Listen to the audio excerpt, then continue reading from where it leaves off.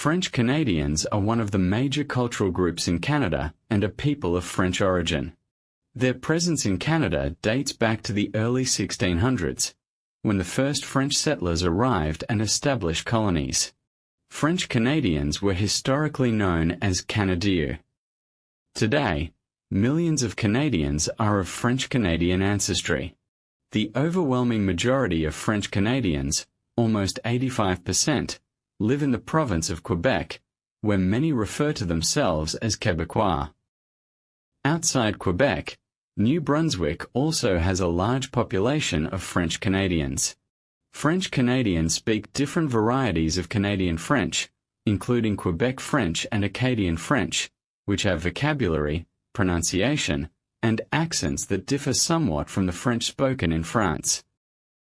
The origins of French Canadians began with the exploration of North America by French navigators during the 16th century. One of the earliest explorers was Jacques Cartier, who traveled along the St. Lawrence River in the 1530s and claimed the territory for France. Jacques Cartier tried to establish a colony at Charlesbourg Royal, near Quebec City, back in 1541, but it failed within a year. Although Cartier's attempts at permanent settlement failed, his expeditions opened the way for future colonization. In 1603, Samuel de Champlain began exploring the area of what is now Quebec. The first permanent European settlements in Canada were at Port Royal in 1605 and Quebec City in 1608 as fur trading posts. In 1604, King Henry IV sponsored Pierre Dugua, Sieur de Mons, to found a settlement in New France. It was initially located at Isle St. Croix in modern-day Maine, which was moved to Port Royal, Acadia, in modern-day Nova Scotia, in 1605. Early participants in Port Royal included Samuel de Champlain and Jean de Biencourt de Poutrincourt et de Saint-Just. In 1600s, the French colonized parts of Canadian, which was called New France. During the 17th century, France encouraged settlers to migrate to New France in order to strengthen its colony in North America. Most immigrants came from northern and western regions of France, such as Normandy, Brittany, and Poitou. These settlers were mainly farmers, craftsmen, soldiers, fishermen, and fur traders seeking economic opportunities and land. Life in the colony was difficult because of the harsh winters, dense forests, and conflicts with rival European powers. The population remained small, and men greatly outnumbered women, which made it difficult for stable families to develop.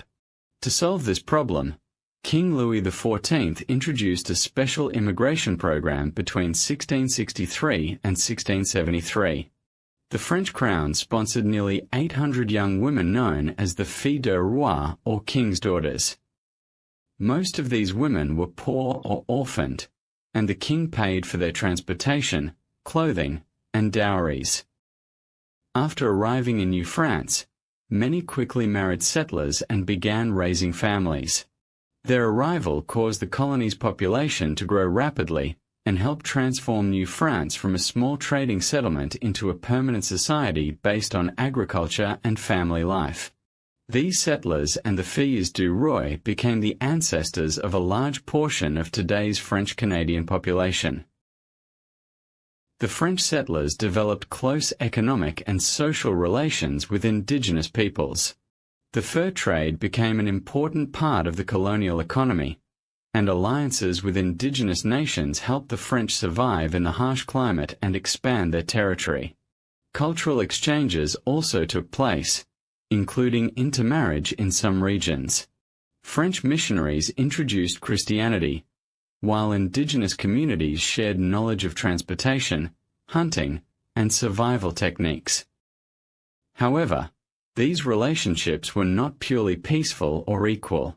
Competition over fur resources and shifting alliances among indigenous groups and European powers sometimes led to intense violence. From the early 1600s onward, conflicts such as the Iroquois, Beaver, wars involved raids, retaliatory attacks, and prolonged warfare between the French, their indigenous allies, and rival indigenous confederacies. These struggles were often fueled by control of trade routes, firearms, and hunting territories. Epidemics brought by Europeans further destabilized indigenous societies, increasing tensions and cycles of revenge warfare. French military support for certain allies also deepened divisions, as did the capture of prisoners during raids, who were sometimes adopted or enslaved.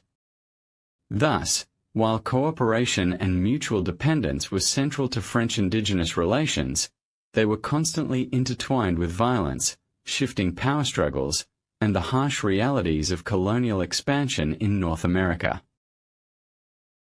By the early 18th century, New France had expanded greatly.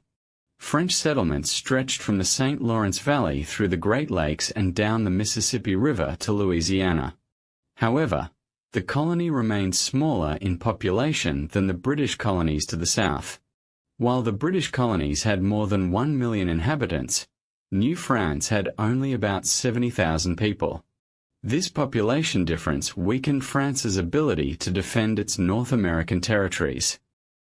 Competition over land, trade, and colonial influence increased tensions between Britain and France that eventually led to the 7 Years' War, known in North America as the French and Indian War.